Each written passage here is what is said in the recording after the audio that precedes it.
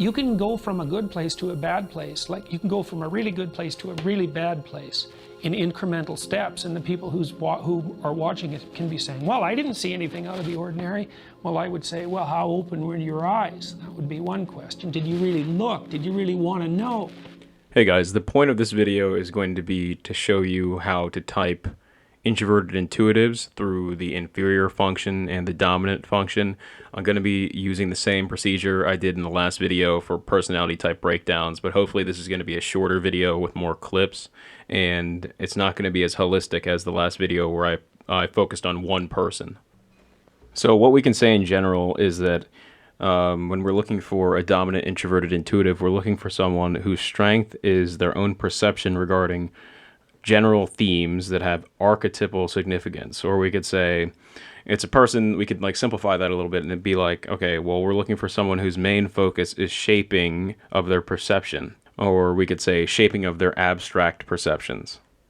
So for one thing, we could say, like, in terms of extroverted sensation, you can go to a battlefield and see what war is like. You can go to a war zone and see war. But what is your general abstract perception beyond the concrete perception of war? That's something different than actually seeing war with your five senses. So basically, like, the hallmark for the introverted intuitive in Jung's psychology, or Jung's view of psychological types, is that these people tend to have a lot of abstract perceptions, but not a lot of concrete experience. So maybe you'll get someone who is very top-heavy on their abstract perceptions of war, but has never been to a war zone. So the main problem for dominant introverted intuitives in Jung's view is actually going out and getting concrete experience that matches up with their abstract perceptions. Okay, so I've talked about this stuff a lot in other videos, so that's just some general background information. Let's go to actually typing someone. So let's say we start with a blank slate, and we're going to be saying, all right, what do we have to look for if we're trying to say that someone is a dominant introverted intuitive? So we have to find evidence for them being someone where introverted intuition is their area of strength and pride. And then we should also look for the opposing personality, so the shadow function corresponding to the dominant function. So we would have to say that, all right, now we need to look for this person using extroverted intuition, and that being an area of frustration and challenge. Okay, that would help us out. We can also look for the inferior function, or we can say anima/animus, and that's associated with extroverted sensation. So we can say that's an area of embarrassment and idealization. Or we could also find introverted sensation in an area of undermining and redemption. That's something else we could look for. And I've made other videos on Ayn Rand and Jordan Peterson before, so I'm not going to focus on the dominant function here. And I don't think anyone in their right mind that knows about type, or actually, let me say this: I don't think anyone would say that introverted intuition is not the area of strength and pride of either one of these people. So Jordan Peterson and Ayn Rand are both people that are basically famous for shaping their own abstract perceptions. That's their main strength, and that's their claim to fame. But if we really want to make a good case for that, then we need to look for evidence of corresponding functions. That'll make our case stronger. Okay, so summary at this point. We're looking for evidence of functions that are related to the dominant function. Okay, so in this case, we're saying introverted intuition. We're trying out this case. So we're saying that one function assignment implies the others, because if we say dominant introverted intuition, then we know what other functions we're looking for as well. And we also know that the other functions are implied, but finding one is not actually evidence for the others. You have to find evidence for the other ones separately when you're making your case. You know, I mean, it's a pretty competitive world. There's lots of competition for young men in particular. There's competition for status and limited resources and for the attention of women. And just because you're nice doesn't necessarily mean that you come out particularly well in those competitions.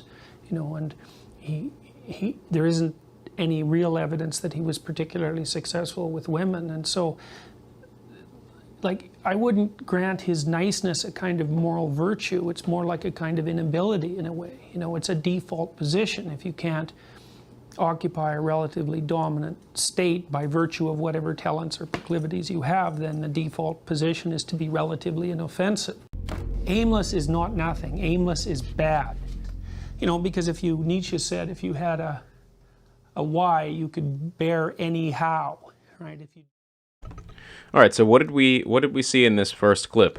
All right, we see the person giving reasons for someone committing like a murder suicide, I believe it was, or like a school shooter or something like that. He's giving reasoning for how this can occur, how someone can be driven to committing mass murder, and the reasons he's giving are all prompted by an observation of concrete reality. He's saying, okay, it doesn't look like this guy was very successful with women. Doesn't look like this guy was doing much.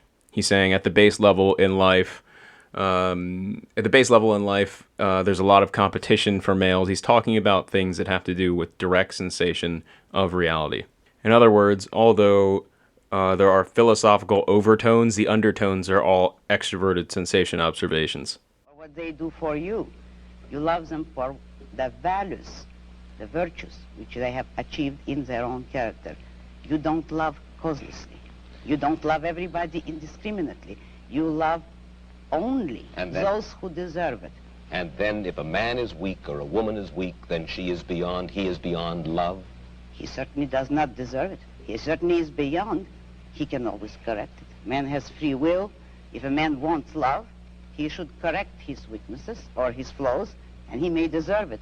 But he cannot expect the unearned, neither in love nor in money, neither in matter nor spirit. You have lived in our world, and you recognize the fallibility of human beings. There are very few of us, then, in this world, by your standards, who are worthy of love. Unfortunately, yes, very few. But it is open to everybody to make themselves worthy of it, and that is all that my morality offers them. If they will.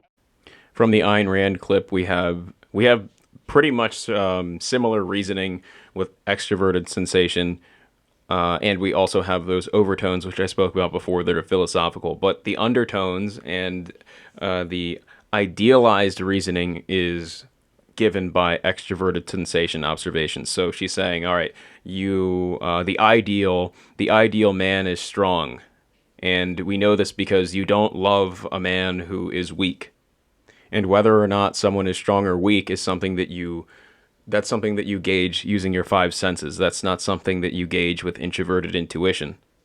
But the overtone is that we're talking about an ideal. So Ayn Rand is talking about the ideal situation for love, and Jordan Peterson is talking about the ideal situation for having a good life. He's like, if you have a non-ideal life, this can drive you to do terrible things.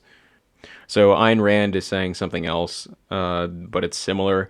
It's like she's talking about the implications for certain extroverted sensations things. She's saying, all right, well, if you're weak, then you're not deserving of love. Okay, so the extroverted sensation observation that becomes idealized as being strong. And I should also add that in her philosophy, so by her own personal perception, her own personal abstract perception, she believes that only strong people are deserving of love. And the same for Jordan Peterson. He's saying, okay, how can we find out whether someone is likely to become a mass murderer? Okay, well, let's look at a few extroverted sensing things. So how is this person competing? How is this person doing with women? You know, he's looking at those things that become idealized. Okay, and now you, the viewer, you're watching and you're like, okay, I see idealization, but how about embarrassment? You know, it was a rough town, and we drank a lot. I started when I was 14, and, you know, and so I had a lot of bad habits, let's say, and and I wasn't in great shape physically, and I was also still intellectually obsessed as I am now, and so that would have been in 85. But I decided around then, about 85, 84, something like that, maybe a little earlier, that I was really going to try to get my act together, and so I started doing that. I first of all I quit smoking.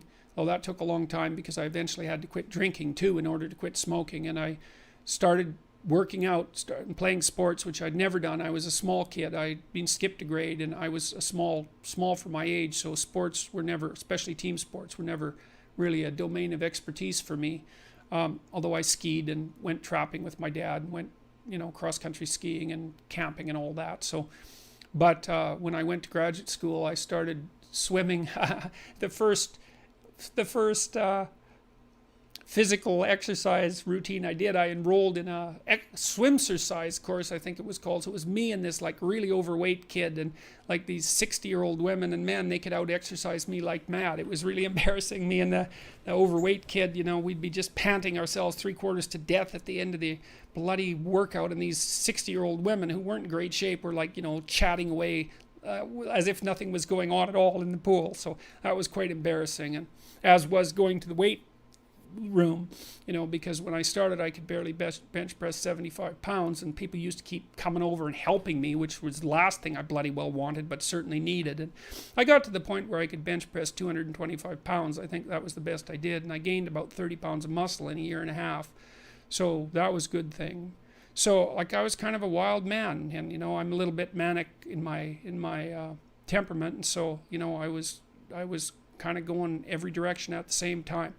So, and I don't regret that. I had a fine time when I was a kid, but I needed really to get disciplined, and I had to do it because I was working on these hard problems that that I've been discussing with all of you, and I've been working on them really obsessively since I was probably about 18, maybe even earlier than that, and got to the point around 25 when I was in graduate school trying to get my PhD, so doing all my research in the workplace. Yes, I do it. How do you know? Because I work with a lot of women. Right. Well, it's been happening for 40 years? And things are deteriorating very rapidly at the moment in terms of the relationships between men and women. Is there sexual harassment in the workplace? Yes. Should it stop? That'd be good. Will it? Well, not at the moment it won't, because we don't know what the rules are. Do you think men and women can work in the workplace together? I don't know. Without sexual harassment? We'll see. We'll see. How many years will it take for men and women working in the workplace together? More than 40. To get a sense. We don't know what the rules are. Like what? Here's a rule. Don't How about no makeup in the workplace? Why would that be a rule? Why should you wear makeup in the workplace? Isn't that sexually provocative? No. It's not? No. Well, what is it then? What's the purpose of makeup? Some people would like to just put on makeup. Why? I don't know why. Why do you make your lips red? Because they turn red during sexual arousal. That's why.